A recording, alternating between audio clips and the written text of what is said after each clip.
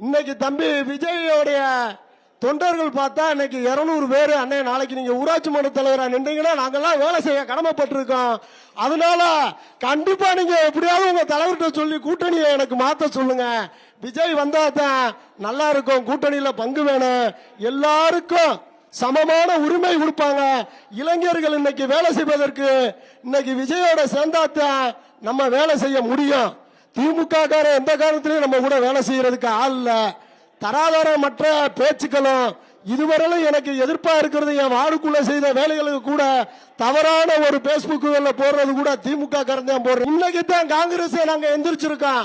எதையுமே பேச முடியல. திமுக பேசுனா எதுவும் தப்பா போயிருமோ, கூட்டணியை விட்டுட்டு ஏதோ ஒண்ணு பேசுறானு நாங்க நினைச்சு பாரத்தை பூரா நாங்க சமந்துக்கிட்டு இருந்தோம். இன்னைக்கு என் தலைவர் சொன்ன காரணத்தினால இன்னைக்கு முக்கு முடங்கள்லாம் இன்னைக்கு ஊராட்சிகள்ல பேச கிளம்பிட்டாங்க. உன் தலைவர் தான் இப்படி பேசுறாரு, கண்டிப்பா விஜய் கூட போங்க அப்படின்ற அளவுக்கு வந்துட்டாங்க.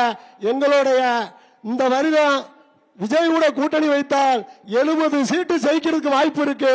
அதிகபட்சமா ஜெயிச்சு இன்னைக்கு காங்கிரஸ் நிலைநாட்டுவோம். திமுக மூஞ்சியை தூக்கி எறிவோம். விசில் போடு நம்பி நண்பா, விசில் போடு.